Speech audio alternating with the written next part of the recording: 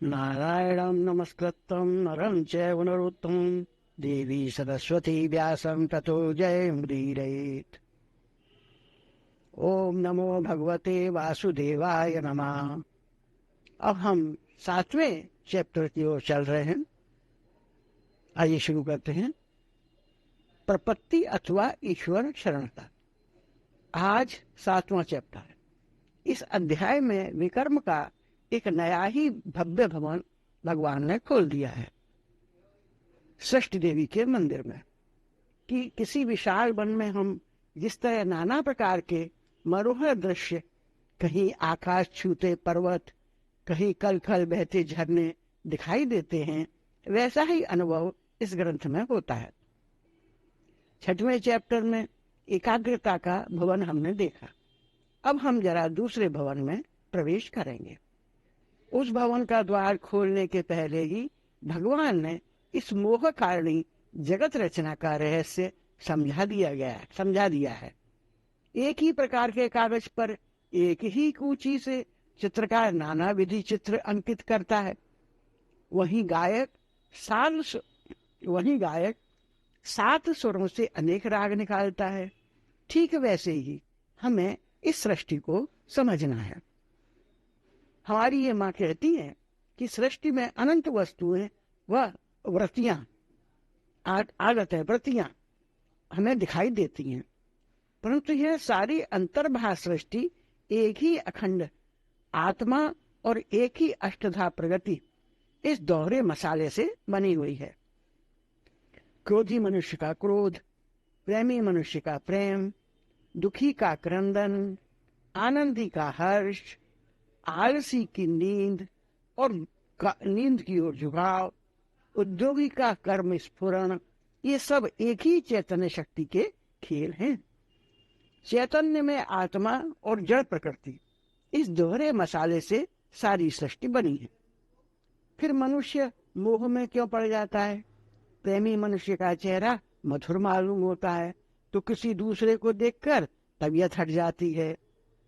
उस चित्रकार व उस सितारिये की उंगली में ऐसी कुशलता है कि वे हमें रुला देते हैं और कभी हंसा देते हैं। यह निकट रहे, वह दूर रहे, यह मेरा है, वह पराया है, ऐसे विचार जो मन में आते हैं और जिनके चलते मनुष्य मौके पर कर्तव्य से कतराने लगता है, उसका कारण मोह है। यहाँ भगवान एक ही वाक्य में कहते हैं, जो माया को तैर कर जाना चाहते हैं वे मेरी शरण में आ जाएं। तो यह माया क्या है? माया कहते हैं परमेश्वर की शक्ति को, उसकी कला को, उसकी कुशलता को। उस परमेश्वर को समझ लेने का एक ही महान साधन बताने के लिए 7वें चैप्टर में भक्ति का भव्य भवन खोल दिया गया है। हमारी चित्त शुद्धि के लिए इस अध्याय में यज्ञ, दान, जप, तप, ध्यान, धारणा आदि साधन बताए गए हैं। लेकिन हमारी माँ कहती है कि यज्ञ, योग, ध्यान, तप, इन सब में यदि हार्दिकता न हो तो फिर चित्त शुद्धि होगी कैसे? हार्दिकता का अर्थ है भक्ति। सभी प्रकार के साधनों को भक्ति की जरूरत है। भक्ति एक सार्वभौम उपाय है। सेवा शास्त्र सीखकर, उपचारों का ज्ञान प्राप्त कर कोई मनुष्य रोगी की सेवा करने के लिए जाता है, पर यदि उसके मन में सेवा की भावना न हो तो बताओ सच्ची सेवा कैसे बनेगी? बैल भले ही मोटा ताजा हो, पर यदि गाड़ी खींचने की इच्छा उसे न हो तो वह कंधा डालकर बैठ जाएगा और संभव है कि गाड़ी को किसी गड्ढे में ही गिरा दे। हमारी माँ कहती है, हमें बताती हैं कि जिन मनुष्यों को आनंद पाने का मार्ग पता नहीं है वे ही कृत्रिम आनंद खोजते हैं। कोई तंबाकू, कोई और नशीले पदार्थ। आइए अपनी माँ से हम जानें कि जीवन में आनंद का स्रोत कैसे प्राप्त करें। इस चैप्टर में भगवान भक्ति रूपी एक साधन बता रहे हैं। भगवान ने भक्तों के 3 प्रकार बतलाए हैं।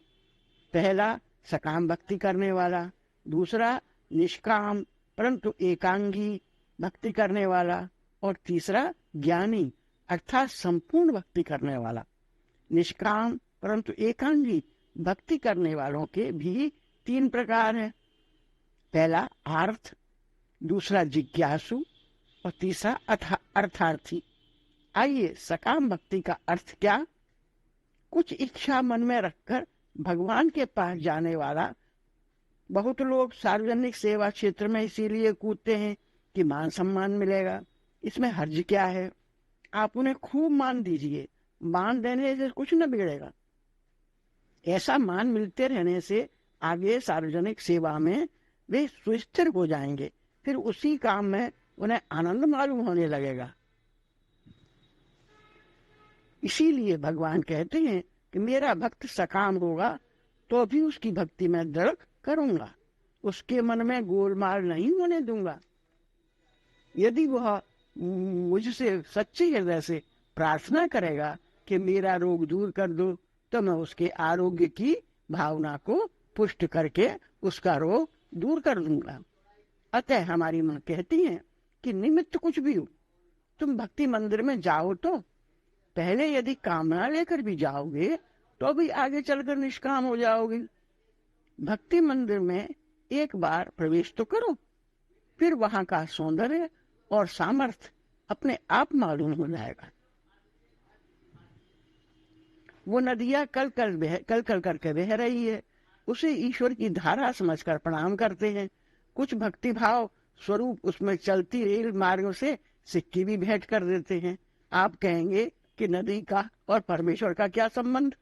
आपकी सृष्टि में परमात्मा का कुछ संबंध है भी कि नहीं? नहीं है।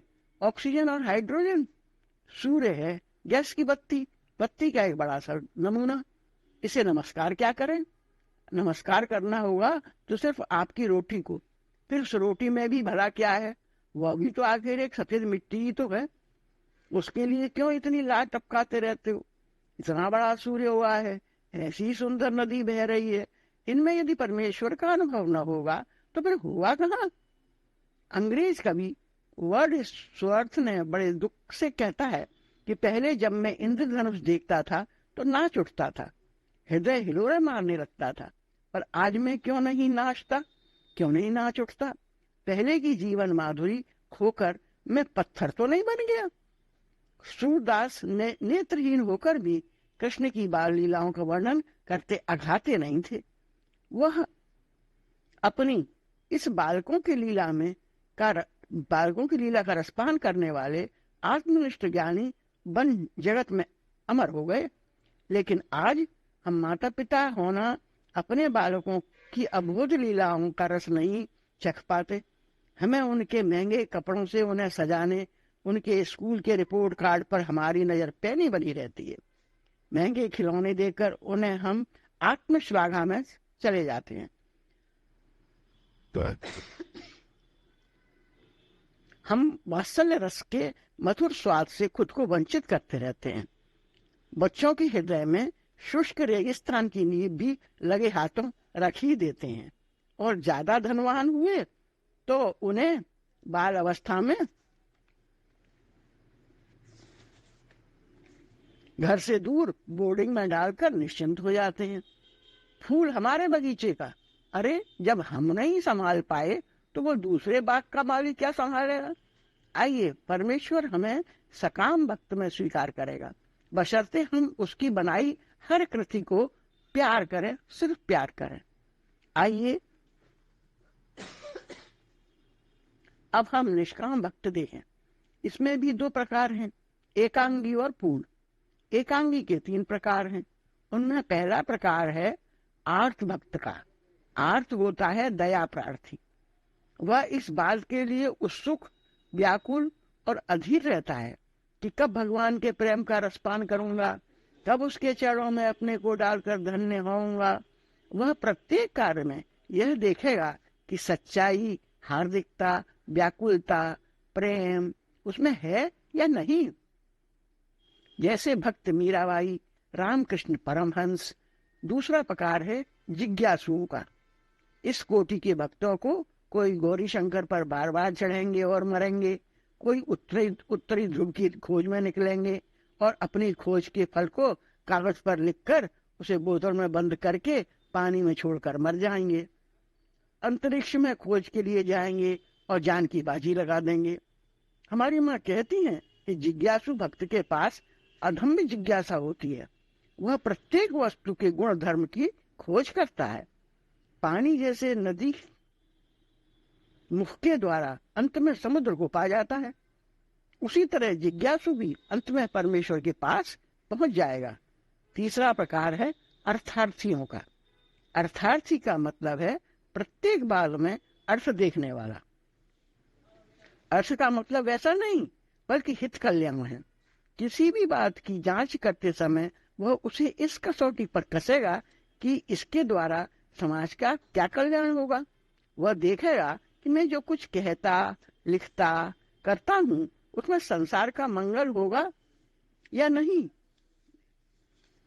निरुपयोगी अहितकर क्रिया उसे स्वीकार न होगी।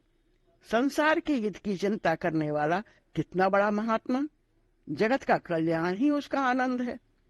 जो प्रेम की दृष्टि से समस्त क्रियाओं को देखता है वह आर्तभक्त।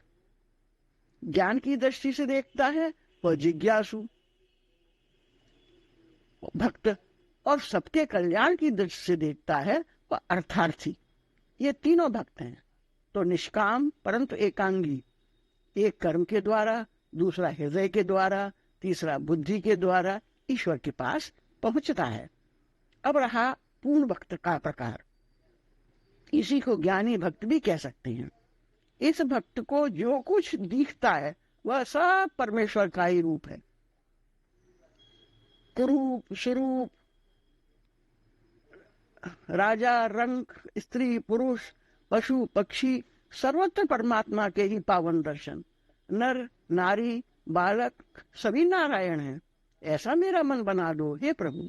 ऐसा जो दिव्य और भव्य दर्शन है उसे भले ही आप भ्रम कहें, परंतु यह भ्रम सौम्य की राशि है, आनंद की निधि है। गंभीर सागर में उसे परमेश्वर का विलास दिखाई देता है। पृथ्वी में उसकी क्षमता दिख पड़ती है। निरभ्य आकाश में उसकी निर्मलता, रवि चंद्र तारों में उसका तेज और भव्यता दिख पड़ती है। फूल में उसकी कोमलता और दुर्जनों में अपनी परीक्षा करने वाला परमेश्वर दिखता है। इस तरह एक ही परमात्मा सर्वत्र रम रहा है। यह देखने का अभ्यास ज्ञानी भक्त किया करते हैं। ऐसा करते हुए वह ज्ञानी भक्त ईश्वर में ही मिल जाता है। तो ये हमने कृष्ण की वाणी का आनंद लिया। और अब हम 2 लाइन प्रभु के लिए। हरि केशव हरि गोविंदा, हरि नारायण हरि बोल। हरि केशव हरि गोविंदा, हरि नारायण हरि ओम। हरि नारायण हरि ओम, हरि नारायण हरि ओम। हरि केशव नंद मुकुंदा, हरि नारायण हरि ओम। हरि केशव नंद मुकुंदा, हरि नारायण हरि ओम। आपसे और अपने आप से प्रसन्न होती हुई और आपसे मुलाकात का इंतजार। फिर मिलते हैं इसी ईश्वर की वाणी के माध्यम से। शुभ दिन, मंगल दिन, मंगल, पूर्ण मंगल।